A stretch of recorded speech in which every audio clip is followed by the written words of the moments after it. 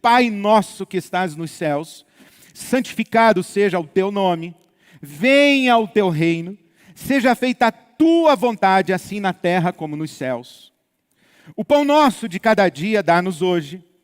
Perdoa as nossas dívidas, ou perdoa os nossos pecados, ou perdoa as nossas ofensas, ou perdoa as nossas culpas, assim como perdoamos aos nossos devedores, assim como perdoamos aqueles que nos têm ofendido. E não nos deixes cair em tentação, mas livra-nos do mal, porque teu é o reino, o poder e a glória para sempre. Amém.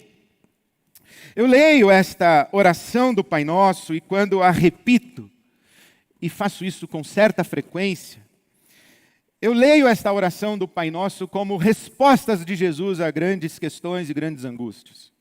Mais precisamente 4 grandes problemas da alma humana. Primeiro é o vazio de sentido. O fato de habitarmos um universo e num mundo e vivermos imersos em circunstâncias e situações, como se diz no popular, onde a conta não fecha, não bate. O mundo não se explica por justiça, no sentido da nossa lógica retributiva, de coisas boas para pessoas boas e coisas ruins para pessoas ruins. Não é assim. Algumas tradições de espiritualidade vão buscar respostas para, por exemplo, se uma pessoa está sofrendo nesse mundo é porque está pagando um karma de vidas passadas. É uma lógica retributiva de que quem está sofrendo merece sofrer, porque fez alguma coisa em algum momento, ou nessa vida ou em outra vida, que justifica o seu sofrimento, porque o mundo é justo. Então a nossa necessidade de encontrar sentido no mundo e de acreditar que o mundo é justo, mas de fato não é justo, não sabemos explicar por que uma criança nasce no meio da fome, da miséria, da violência, enquanto outra criança nasce no seio de uma família onde existe cuidado. Por que algumas pessoas morrem aos nossos olhos prematuramente e por que algumas outras pessoas se arrastam na vida e já gostariam de ter sido recolhidas por Deus, mas ainda não o foram? Por que acontece isso? Porque a boa ventura para pessoas que aos nossos olhos são ruins e são más e não merecem, e a má sorte, um mau caminho, um mau destino para pessoas que aos nossos olhos são boas, dignas, e nós dizemos, o fulano não merecia isso. Eu mesmo confesso que algumas pessoas partem e quando elas se vão eu digo, Senhor, se o Senhor me perguntasse, eu tinha uma lista de alguns que poderiam ter ido na frente. O Senhor levou essa pessoa cedo demais. A conta não fecha. E nós temos essa angústia e vivemos nesse vazio de sentido. Temos um outro problema. A necessidade de lutarmos pelo pão de cada dia. A luta pela sobrevivência, de semear em terra árida, terra seca, semear entre espinhos, semear em ambiente hostil, viver num mundo de competição, em que cada um tenta puxar a brasa para a sua sardinha, em que cada um tenta levar vantagem. A gente vive com os medos da escassez, a gente vive com o senso de falta. E não somente da falta daquilo que nos é necessário, mas nós lutamos angustiados com a insaciabilidade dos nossos desejos. Por isso que vovó dizia para você e dizia para mim que a gente tem o olho maior que a barriga. Nós desejamos mais do que aquilo que podemos absorver na vida. Nós temos um apetite desmedido. E não nos saciamos nunca estamos satisfeitos. Isso é angustiante. Angustiante ter que lutar por aquilo que desejamos e quando conseguimos já percebemos que não nos satisfez. A gente tem um outro problema, a gente tem uma culpa, a gente tem vergonha, a gente sabe que não é tudo que deveria ser, a gente sabe que falha, que falhou, que falha, que continua falhando. Deixando de atender expectativas, inclusive legítimas, de pessoas que nos amam, de pessoas que esperam de nós mais do que estamos dispostos a dar, mais do que podemos dar, mais do que sabemos dar, ou mais até do que no fundo nós achamos que é justo que venhamos a dar. Nós estamos o tempo todo frustrando expectativas, inclusive de pessoas que nos amam. E nós estamos até contra a nossa vontade, fazendo mal a quem nos quer bem. Nós temos um outro problema, nós temos um medo. O medo porque estamos vulneráveis na existência. E há o mal lá fora, há maldade lá fora, há malvados lá fora. O mal pode bater à nossa porta. Eu não estou falando deste mal que é o coronavírus. Não, eu estou falando do mal que é uma pessoa violenta. O abuso, o assassinato, a violência doméstica, o crime. Esse mal. Fazer a maldade contra outro ser humano, tratar com desprezo uma outra vida humana. Usurpar direitos de outra vida humana, e nós tememos que nós um dia venhamos a ser vítimas dessa maldade, desse mal, desse maligno. O mal proposital, o mal intencional, o mal que é a expressão de um caráter corrompido, de uma humanidade degenerada. Gente ruim, que nos agride, que nos trai, que nos ofende, que nos machuca, que nos violenta. É desse mal nós temos medo. Então Jesus diz, eu sei que você vive com isso, eu sei que essas coisas permeiam a sua alma. E é claro que nós tentamos fugir dessas questões. Há um filósofo que eu gosto, e especialmente desse conceito de Blaise Pascal. Pascal fala do divertissement como um oposto do que ele chama do ennui, da angústia, do nó na garganta, do gosto amargo na boca. Os filósofos existencialistas falam muito disso. Kierkegaard, por exemplo, fala desse conceito de angústia, de agonia, do ser humano como um ser agônico. E Pascal vai falar do divertissement, como nós nos distraímos, buscamos nos divertir. Buscamos nos envolver em atividades, em coisas, em projetos, em ações, e buscamos possuir, buscamos amealhar benefícios e sorver da vida o máximo que nós podemos para o nosso prazer, para a nossa satisfação, para o nosso contentamento, para a nossa alegria. Nós nos divertimos dessa angústia. Porque é muito difícil a gente conviver o tempo todo olhando para as injustiças do mundo e da vida. A gente não pode ficar olhando para isso. Se você fica acompanhando notícia o dia inteiro, se você fica ligado na televisão o dia inteiro acompanhando a notícia de pessoas morrendo no Brasil, se você fica acompanhando as notícias dos jornais, da curva de morte subindo, dos sacrifícios humanos que estão sendo feitos, do descaso do governo para com a morte de tantas pessoas, da maldade explícita nas ruas, das violências, das mortes, de tudo isso, se você fica vivendo isso aí 24 horas por dia, você enlouquece. Você adoece. Então, a gente se diverte, a gente não pode ficar olhando o tempo todo para isso. É muito difícil a gente ficar a vida inteira acordando 7/24 para conquistar o pão, para buscar um sustento, com anseio e com dificuldade para o que vamos comer amanhã. Será que teremos condição de sobreviver amanhã? Será que o nosso trabalho será mantido? Será que a nossa fonte de renda será mantida? Nossa fonte de renda diminuída? Então a gente foi sofrendo perdas e com desejos e apetites não satisfeitos. É difícil a gente conviver com isso o tempo todo. Difícil a gente ficar se olhando no espelho, se autoexaminando, se percebendo a quem, conviver com uma culpa, o tempo todo com a culpa, ou por um passado, ou por alguma coisa que nós estamos fazendo exatamente agora e não gostaríamos de estar fazendo. Nós sabemos que não deveríamos estar fazendo, mas estamos fazendo. Esse mal que eu não quero fazer, mas eu faço. É muito difícil a gente conviver com isso o tempo todo, se autoexaminando, se olhando no espelho. Muito difícil. Muito difícil a gente ficar preocupado, assustado, andando, de onde virá o mal, de onde virá o malvado, de onde virá a maldade, quem vai fazer alguma coisa ruim contra mim, de quem eu tenho que desconfiar. É muito difícil. Então o que a gente faz? A gente se diverte. A gente cria mecanismos de voltar a nossa atenção para outros lugares. E a gente se diverte. E enquanto a gente se diverte, a gente cria mundos paralelos. A gente vai para mundos paralelos e vive uma certa fantasia, a gente vive uma certa ilusão, a gente vai para um outro lugar emocional, a gente vai para um outro ethos imaginativo. A gente vai para o mundo da fantasia, da ilusão, o mundo ideal. A gente cria paraísos artificiais para fugir desse mundo aqui.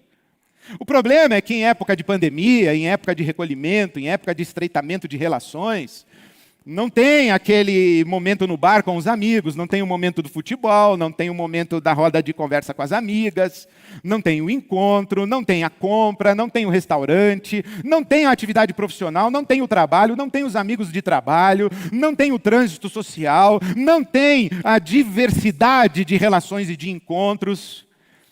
Os divertimentos, legítimos e ilegítimos, eles estão muito diminuídos. E nós fomos jogados a uma situação de lidar com uma realidade muito intensa. Fico pensando desta mulher que tem um marido violento e abusivo. Essa mulher tinha respiros, mas agora ele está 24 horas por dia dentro de casa.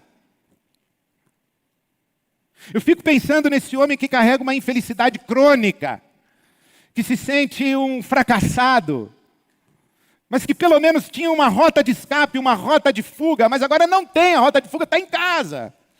E com uma mulher que olha na cara dele com um olhar acusador e que diz para ele o tempo todo que ele é um fracasso. Com o desrespeito dos filhos. Porque se a mulher não respeita os filhos, muito menos. Ele é diminuído o tempo inteiro.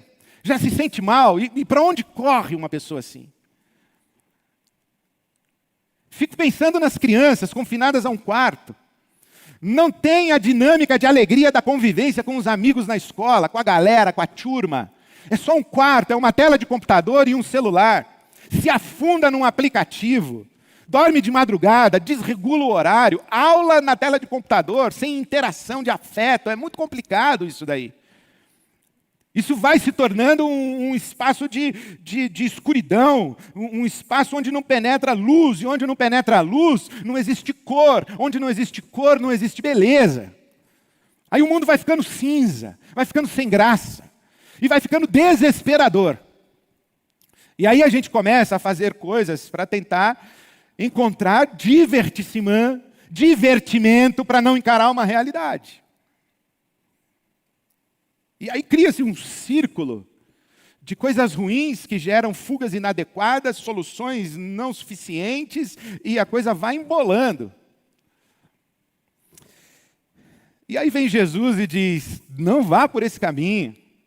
É possível viver bem quando o mundo não lhe é favorável, quando as circunstâncias e situações não lhe são favoráveis. E aí ele diz, vá para o seu quarto e ore. Mas esse vá para o quarto e ore, lembre-se, a oração que Jesus ensinou não é apenas o que falar para Deus quando você vai orar. A oração que Jesus nos ensinou é o chão de convicções profundas que nos ajudam a atravessar a existência tão cheia de acidentes. Então, ir para o quarto orar é mais do que fazer um momento devocional. É mais do que separar uns instantes de oração durante o seu dia. Não, ir para o quarto orar é como se Jesus dissesse, comprometa-se com essa oração, encarne essa oração, viva a luz dessa oração que você está fazendo.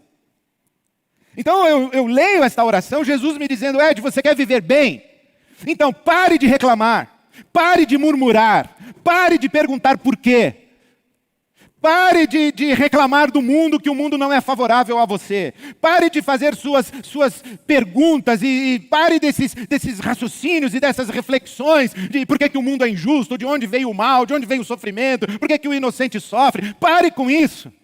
Assuma um compromisso de honrar a Deus na sua vida, colocar Deus no lugar que Ele tem que ocupar na sua vida, honrá-lo se submetendo ao reinado e à autoridade dEle na sua vida e se comprometa a fazer parte da solução e não do problema. Pare de ficar investigando o problema e assuma um compromisso de ser parte da solução. E você vai honrar a Deus com isso. Você vai dar um salto de qualidade na sua vida que você nem imagina. Porque é isso que Jesus está dizendo aqui. Pai nosso que estás nos céus, santificado seja o teu nome. É que Deus ocupe o lugar de honra dele na sua vida.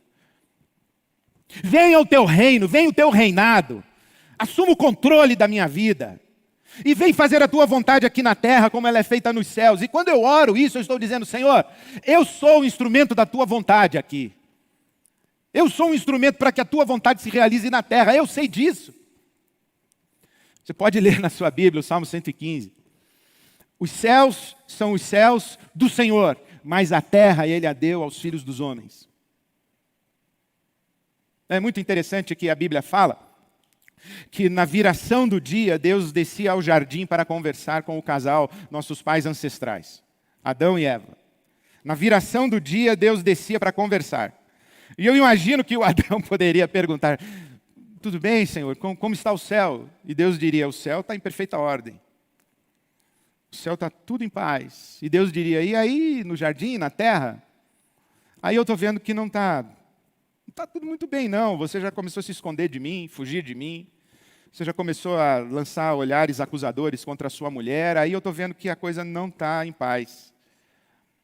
Os céus são os céus do Senhor, mas a terra Ele a deu aos filhos dos homens.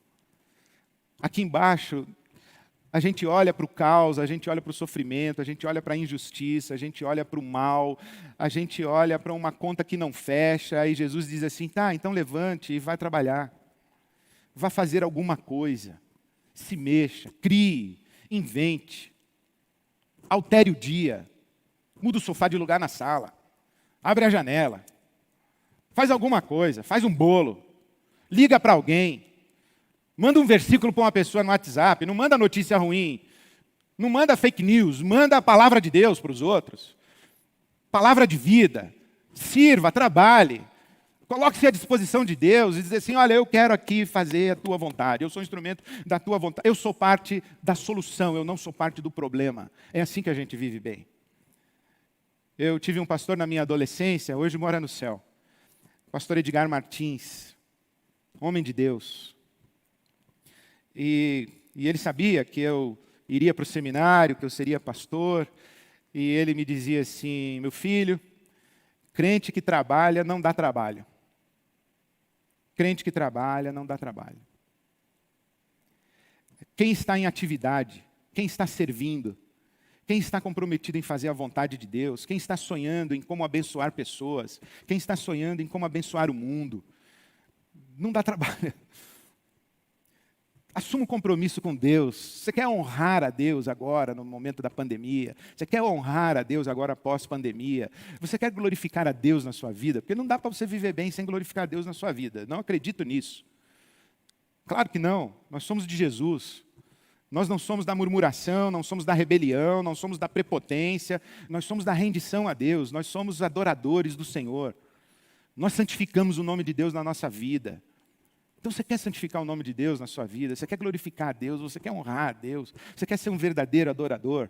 Eu me lembro do Dr. Russell Shedd, que também mora no céu, ou os homens de Deus indo tudo morar no céu. O Dr. Shedd, ele dizia assim, que Deus procura verdadeiros adoradores, e ele estava comentando aquele texto e aquele encontro de Jesus com a mulher samaritana, quando Jesus pede água. E o Dr. Shedd disse que a nossa adoração é como se Deus estivesse com sede e ele estivesse procurando verdadeiros adoradores, e ele vem com a sua caneca e pega a nossa adoração e mata a sua sede, porque ele está procurando verdadeiros adoradores, pessoas que o adoram em espírito e em verdade.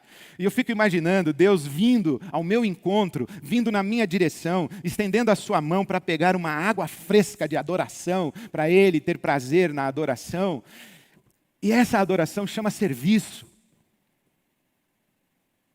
chama doação, chama compromisso com fazer a vontade de Deus. E eu acho que Deus olha lá do céu e Ele vê assim um pessoal aqui embaixo na terra, que é parte do problema, que está tocando horror, gerando caos, promovendo maldades e violências, e é parte do problema também porque está na indolência, porque está na preguiça, porque está na reclamação e na murmuração, porque está no lamento, porque está no chororô, no mimimi. Não estou falando de gente que está sofrendo e que tem lágrima de verdade para derramar. Não estou falando dessa gente. Eu estou falando de um pessoal acovardado na existência, que se torna peso para os outros terem que carregar. E Deus olha lá de cima e vê esse pessoal. E vê o pessoal da rebelião, da rebeldia. Gente que não quer nada com ele, fica dizendo que ele não existe. É de uma prepotência que é escandalosa e estúpida. Porque está na cara que a força humana não dá sustentação para a vida. Então Deus olha lá de cima para esse pessoal, aí Ele divide o pessoal que é parte do problema, e Ele olha para o lado de cá o pessoal que é parte da solução. O pessoal que está servindo, que está cuidando do mundo dele, que está cuidando do povo dele, que está cuidando das pessoas, inclusive abençoando o pessoal que é parte do problema. Então, você quer viver bem, meu irmão, minha irmã? Assuma com Deus o compromisso de honrá-lo na sua vida, oferecendo-se a Ele para que você seja um instrumento para que a vontade dele se cumpra na terra como se cumpre no céu. Assuma o compromisso com Deus de ser parte da solução e não parte do problema. Segunda coisa que Jesus diria para mim: Ed, você quer viver bem? Quero. Então, desfrute da vida como dádiva a ser partilhada. Para de pensar no que você não tem, no que você gostaria, do que você almeja, e seja grato pelo que você tem. Para de pensar no amanhã. E se amanhã eu não tiver o que comer? E se amanhã eu não tiver o que vestir? E se amanhã eu não tiver onde morar? Você tem hoje onde morar, você tem hoje o que comer, você tem hoje o que vestir, você tem hoje alguém do seu lado repartindo com você. Cultive a gratidão. Troque a ansiedade pela gratidão. Troque a insaciabilidade pela gratidão. Troque o desejo desmedido. Troque a ambição. Troque o medo do futuro pela gratidão. Senhor, eu te dou graças pelo pão de hoje. O pão de cada dia. Eu te dou graças pelo pão de hoje. Eu te dou graças pela provisão de hoje. Pare de viver em razão daquilo que você não tem. E aprenda a desfrutar aquilo que você tem. Isso é sabedoria espiritual. Gente que vive pensando no que ainda não tem, do que talvez não venha a ter ou venha a perder, gente que vive assim, vive na angústia, vive na zona cinzenta da incerteza, vive no desprazer, porque nunca está satisfeito com nada. Então Jesus está dizendo assim: olha, agradeça a Deus o pão de cada dia. E lembra, hein, o pão é nosso. Partilhe. Uma das formas que a gente melhor demonstra a nossa confiança no cuidado de Deus para conosco é partilhando. Não é acumulando, não é economizando, não é retendo. Eu tenho dito aos meus amigos e aquelas pessoas a quem eu posso dizer que quem acabar essa pandemia e não tiver mais pobre, não viveu na pandemia. Porque a gente guarda dinheiro, quem guarda, para o tempo da emergência, não é? Então, a gente está vivendo o tempo da emergência. Tem o seu vizinho, tem a sua família, tem os seus amigos. O pão é nosso. O pão é para repartir. A gente tem que repartir. E quando a gente reparte o nosso pão, nós não estamos sendo bonzinho. A gente está sendo responsável de fazer com que aquilo que a gente recebe de Deus, a gente receba para o coletivo. Toda a riqueza bíblica é riqueza coletiva. Riqueza retida e egoisticamente é uma riqueza que apodrece, faz mal, ela se transforma em mamon, ela vira um demônio e acaba destruindo vidas, relações, famílias. Riqueza repartida, riqueza dividida, riqueza compartilhada, pão partido, esse é pão divino que só abençoa. Não falta para quem reparte, abençoa quem recebe. E todo mundo na mesa de comunhão glorifica a Deus, o nosso Pai Celestial, que nos dá o pão de cada dia. E se a riqueza repartida é própria do reino de Deus e da bondade de Deus, do nosso Pai Celestial, e se quando você reparte o seu pão, você não está sendo bonzinho, você está praticando o que a Bíblia Sagrada ensina, que é a justiça, a sedaká, o sadik, o justo bíblico, o sadik é aquele que pratica a sedaká. E dar esmola, isto é, dar um pão para quem não tem pão, não é um ato de bondade. Esmola para nós tem uma conotação muito negativa e pejorativa. Mas na Bíblia Sagrada, o dar esmola não é dar esmola. Não é com desdém, não é olhando de cima para baixo, não, é praticando um ato de justiça. Você não tem agora, eu vou repartir com você o que você não tem, porque eu tenho para repartir com você. E se isso é um ato de justiça, quero dizer para você uma coisa, meu irmão, minha irmã, não tenha constrangimento de pedir ajuda.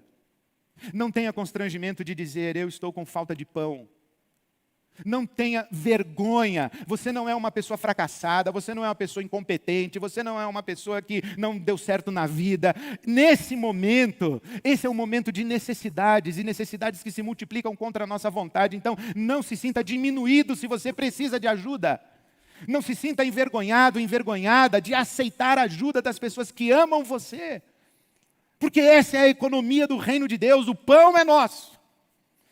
Então eu estou ouvindo Jesus dizer para mim assim, Ed, você quer viver bem? Sim, Senhor, eu quero. Falei, então reparta o seu pão.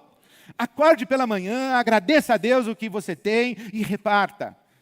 E se faltar para mim, Senhor, para de pensar desse jeito. As pessoas que não conhecem a Deus é que pensam desse jeito. As pessoas que conhecem a Deus, elas dizem, dá-nos o pão de cada dia, Senhor. Isto é, eu confio que o pão de hoje virá das tuas mãos. E quando vier, eu não vou reter egoisticamente, eu vou partilhar. E se ele vier de um irmão, de uma irmã que partilhou comigo, eu sei que veio das tuas mãos para ele, para ela, e chegou até mim nessa nossa comunhão que glorifica o teu nome. Terceira coisa que eu ouço Jesus falar para mim é: Ed, você quer viver bem? Eu digo: sim, Senhor, eu quero viver bem. Ele falou: então, meu filho, pare de desenvolver relacionamentos baseados na perfeição e construa relacionamentos baseados no perdão. Eu falei: como é, Jesus? Eu falei: isso, perdoe. Aceite o perdão. Peça perdão. Viva o ciclo regenerador do perdão. Qual é o ciclo regenerador do perdão? Arrependimento, confissão, perdão, transformação. O ciclo de relacionamentos baseados em perfeição é mais ou menos o seguinte: transgressão,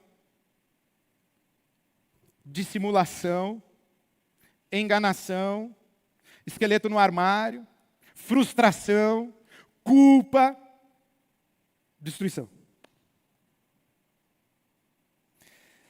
Porque cedo ou tarde a gente vai ferir alguém. E cedo ou tarde alguém vai nos ferir. Nós não somos perfeitos. As pessoas que nós amamos não são perfeitas. As pessoas que nos amam não nos amam com perfeição. Quando as pessoas que não são perfeitas e não nos amam de maneira perfeita, nos ferem, nos machucam, nos ofendem, não necessariamente elas fizeram isso porque não nos amam. Elas podem ter feito justamente porque não são perfeitas e não nos amam de maneira perfeita, mas não significa que elas não nos amam. Então, quando a gente desenvolve relacionamentos baseados em perfeição, aí a tragédia é certa. Por quê? Porque haverá transgressão.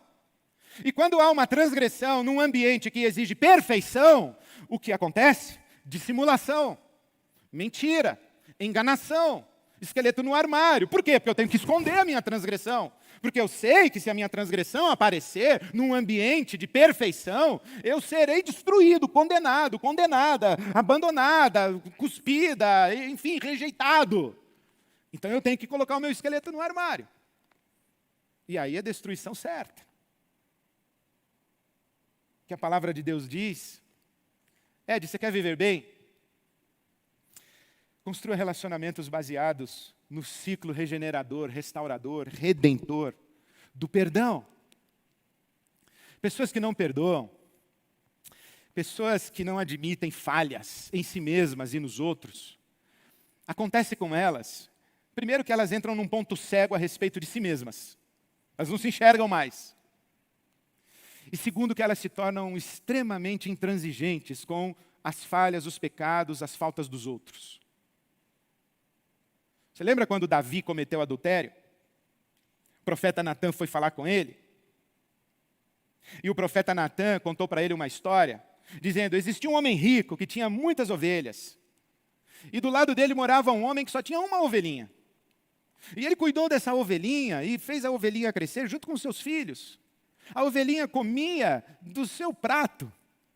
A ovelhinha conviveu na sua casa. Ele tratava a ovelhinha como da família. Até que chegou um viajante peregrino, forasteiro, para se hospedar na casa do homem rico. E o homem rico pegou a única ovelhinha do homem que estava ali, seu vizinho pobre, para oferecer de refeição ao viajante, seu hóspede. Sabe o que Davi falou? Quem é esse homem sem compaixão? Que ele seja castigado. Olha que interessante. Davi era o homem, mas ele não conseguiu enxergar que o Natã, profeta, estava falando dele. Porque pessoas que não perdoam são pessoas que não fazem o caminho do arrependimento. Elas não admitem que falham, que pecam, que não são perfeitas. Elas acham que são. E elas cobram isso dos outros. Elas não enxergam as suas imperfeições e cobram perfeições dos outros. E isso é destruição certa. Então eu estou ouvindo Jesus falar para mim assim: Ed, perdoe, peça perdão. Reconheça que você não é perfeito. Para com essa vaidade, com esse orgulho. Sai desse pedestal. Sai desse lugar.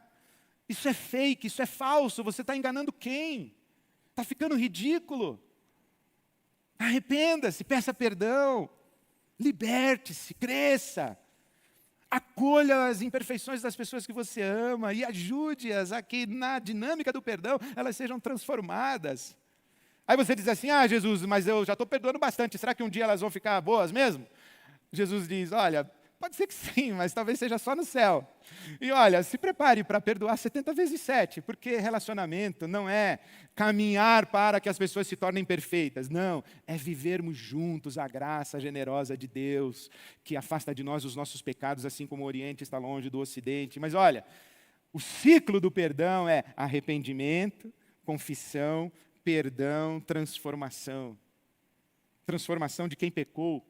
Transformação de quem foi ofendido, transformação da dinâmica de relação. É importante isso. Construa um ambiente onde a perfeição não é exigida. Porque onde a perfeição é exigida, a falsidade entra pela porta da frente.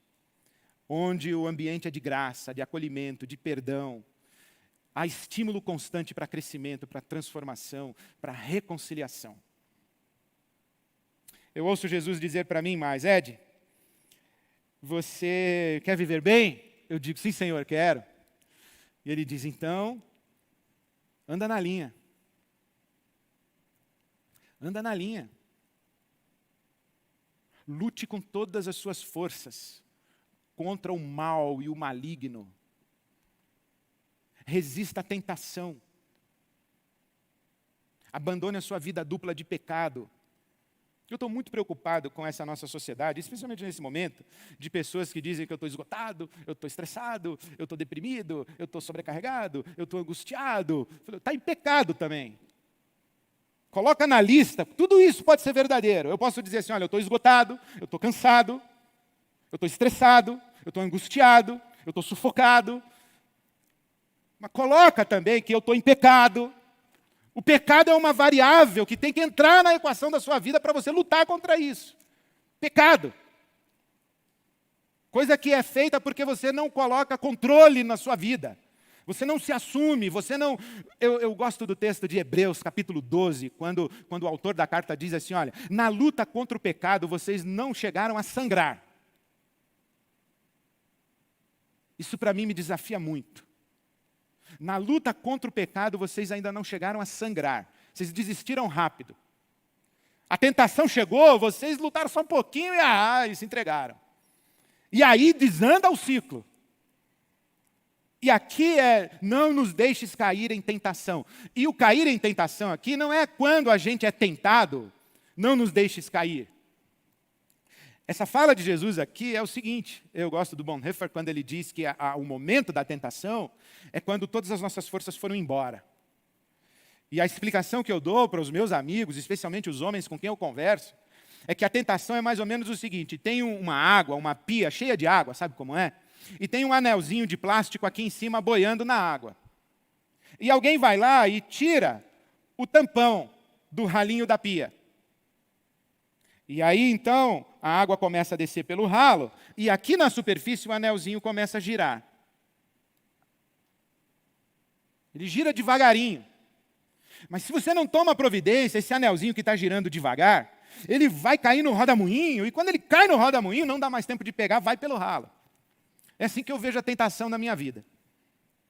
Ninguém comete pecado, pecado escandaloso, pecado destruidor, pecado destrutivo, pecado autodestrutivo, pecado destrutivo de relações, pecado destrutivo de outras pessoas, do dia para o outro. Não é assim, acordou, pecou. Não, não é assim. A tentação chega, o tentador chega, e o anelzinho começa a girar. Dá tempo de tirar. É providência, é caráter, é dignidade. É respeito ao próximo.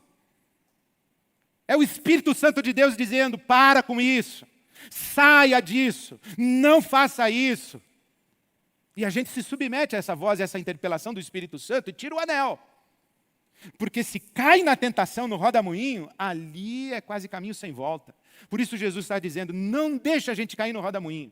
Por isso Jesus ensinou para os seus discípulos, olha, a carne é fraca, vigia e ora.